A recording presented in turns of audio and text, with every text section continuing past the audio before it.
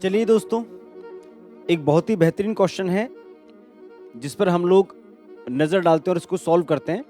और ये आपका एसएससी स्टेनोग्राफर 2024 में मॉर्निंग की शिफ्ट का क्वेश्चन है। देखिए, यू हैव सेड, जैसा तुमने कहा है, that as he took money from you many times, जैसा कि उसने आपसे कई बार पैसे लिए, ही ओज यू 5000 रुपीज ऑल टुगेदर। देखो, इसमें एक वर्ब आ रही है ओज। हो सकता है आपको उसका मीनिंग नहीं मालूम, तो ये मैं पहले क्लियर कर दूं। जैसे आपको किसी को कोई वस्तु देनी है, जैसे इस व्यक्ति ने आपसे कई बार पैसे उधार लिए, तो अब ये टोटल तुम्हें 5000 रुपए देगा, तो ये आपके प्रति 5000 रुपए का ऋणी है, या ये आपको 5000 रुपए देगा। इस अर्थ में अपन इस वर्ब को काम में लेते हैं। अब इसमें आप लोगों को एरर फाइंड आउट करनी है। बहुत शानदार एरर है, एक बार ध्यान से देखिए। अगर आप लोगों के नोटिस में नहीं आ रही तो देखो दोस्तों, यहां पर एक वर्ड लिखा है ऑल टुगेदर और इन दोनों के बीच में स्पेस है। इसकी एक एक्सप्लेनेशन देखते हैं।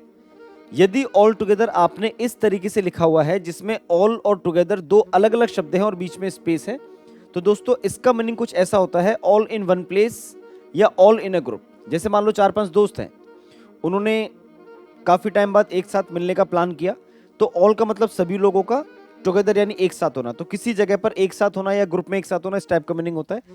अगर मैं इस वर्ड को ऑल टुगेदर लिख देता हूं, ऑल टुगेदर सिंगल वर्ड में, अब देखिए मैंने बीच में कोई स्पेस नहीं लगाया है, तो इसका मतलब हो जाता है टोटली या कंप्लीटली। तो इस सेंटेंस के हिसाब से अगर अपन देखें तो उस व्यक्ति ने आपसे कई बार पैसे उधार लिए।